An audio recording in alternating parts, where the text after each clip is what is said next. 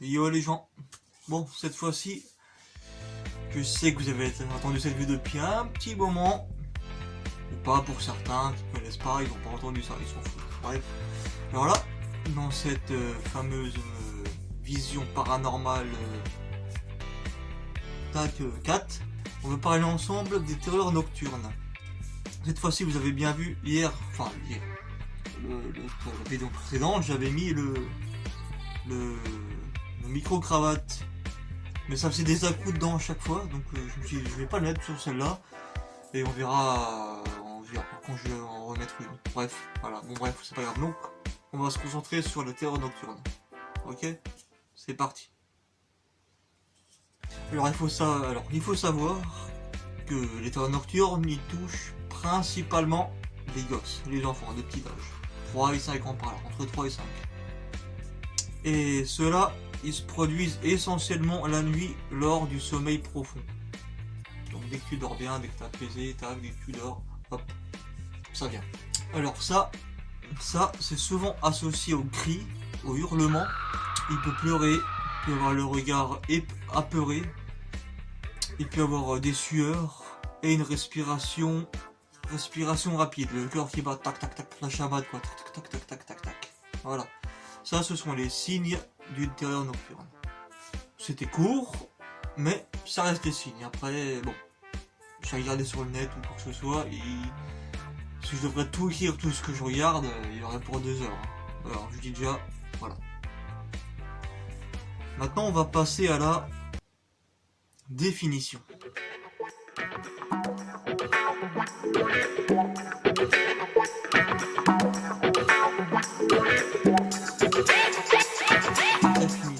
Alors, pour ça, c'est ce qu'on appelle un trouble du sommeil, où le gosse, enfin on va dire la personne, se met d'un coup à hurler.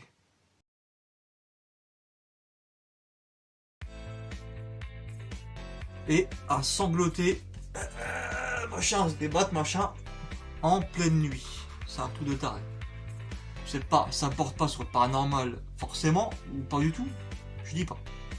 Mais c'est quand même un sacré truc de ouf, ça. C'est quand même un putain de truc de ouf. En gros, il s'agit d'une paralysie du sommeil. Voilà. Une paralysie du sommeil.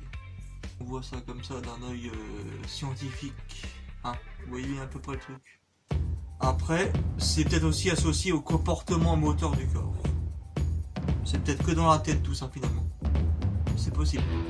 C'est possible. Je dis pas le contraire, c'est possible. Ou alors, ouais, bon, comme dit le mot psychomoteur, ce serait plus high-tech, plus adéquat à ce que je pense. Ouais, Maintenant,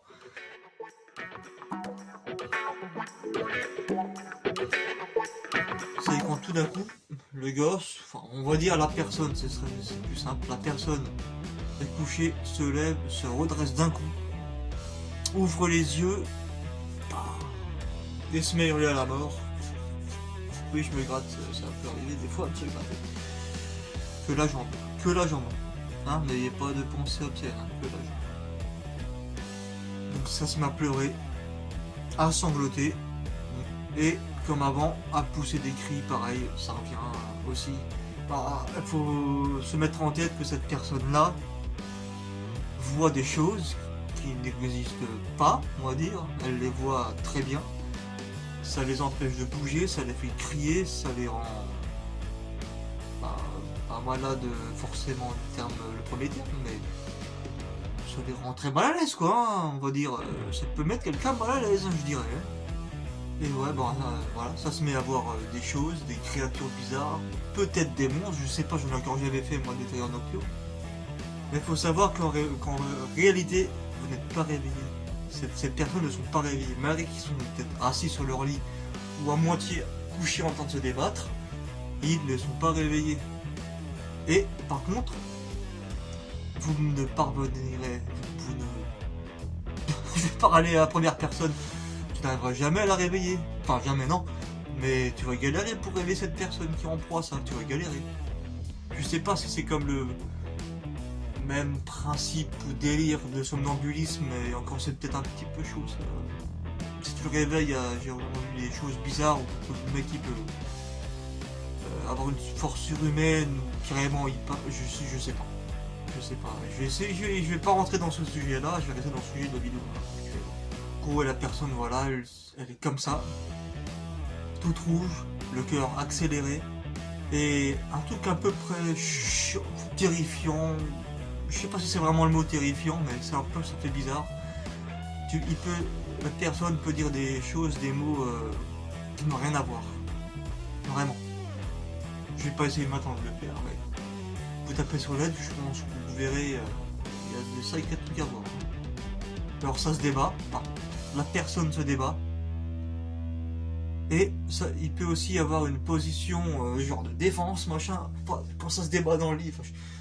Je sais pas trop là, je vais pas exprès me remonter le téléphone pour faire de ça, mais en gros, ouais, ça se débat, ça dit des choses bizarres, le cœur accéléré. T'es tout rouge parce que bah tu te chies dessus quoi, t'as peur quoi. Tu vois, t'es le seul à voir ça alors que t'es pas encore réveillé, mais physiquement tu le sens. Donc voilà. Paix à cette personne. Et cette crise peut durer jusqu'à 20 minutes. T'imagines un peu ça, 20 minutes de crise comme ça? Mais c'est énorme. C'est énorme. Tu t'imagines, tu te fais, je sais pas, posséder ou machin, ou t'as un esprit ou quoi que ce soit qui te fait chier pendant 20 minutes. C'est énorme. C'est énorme. Et ensuite, normalement, alors ce que j'ai lu, la crise elle cesse direct. Normalement, après 20 minutes ou à peu près par là, une fourchette, hein, ça cesse assez rapidement. Ça cesse rapidement. Donc, sur ce point-là, ça va. Après, tu peux revenir la réconsoler, la conforter, machin. Et le truc, c'est que le lendemain, la personne ne se souviendra de rien. Est-ce que c'est vrai ou pas? C'est possible, largement. C'est ce que j'ai lu, donc c'est ce que je vous dis. De rien. Amnésique, donc. Bim. Mais après, bon, on peut pas leur en vouloir, hein, c'est pas de leur faute, forcément. Après, ils sont tout petits, les gens, enfin, les gamins. Voilà. Mais c'est sûr, dès qu'un parent voit ça, ou soeur, ou frère, ou oncle, machin, dans la famille ou ami, ça peut faire trop drôle, oui, ça peut faire trop drôle, effectivement. Maintenant, je vais revenir sur les causes. Les causes pour les petits, hein, entre 3 et 5, ou un peu plus. Voilà, les petits gosses. Là, il y a la fatigue. Voilà, t'es fatigué, la fatigue, la journée, t'as trop bossé, t'as pas mangé ton café, t'as pas bouffé ta tartine, n'importe. Voilà. Le stress de la journée. Même pas de blague là-dessus, le stress. Pas de blague. L'anxiété, ça l'anxiété, le stress. C'est pareil, l'anxiété. C'est bien ça. Après, il marque les maladies infectieuses. C'est possible encore, je sais pas tellement, on n'a jamais vu, donc c'est possible, on va rentrer ça en ligne de compte. Maladies infectieuses, ok, d'accord. Telles que grosse fièvre ou autre. Hein. L'asthme, je pense, ça rentre sans compte, et le fait, la prise de certains médicaments qui sont peut-être pas conseillés, je sais pas trop. Je voulais faire ce théorie nocturne, mais même moi-même, j'ai jamais vécu, donc je sais pas ce que c'est. Mais par contre, en regardant des vidéos et en lisant ce qu'il y a écrit, bah ouais, tu te rends compte que c'est un peu spécial quand même comme délire, hein, le bordel. Hein. Ouais, j'avoue. Même moi, je trouve que c'est un peu space. Bon bah écoutez les gars, c'est à peu près tout. J'ai fait à peu près le tour de ce que j'ai écrit. Hein. Et au pire des cas, si vous qui me regardez, vous trouvez d'autres choses sur ce sujet ou d'autres sujets à aborder, hein, vous nous dites dans les commentaires, c'est là pour ça, tac tac tac tout le haut. Après, mettez un pouce bleu, je sais plus si c'est par là ou par là dans l'écran, je me plante à chaque fois de sens, c'est pas grave, vous avez compris. Et sur ce, je vous dis à la prochaine pour le prochain épisode, et puis voilà. Allez, portez-vous bien en ces temps de galère.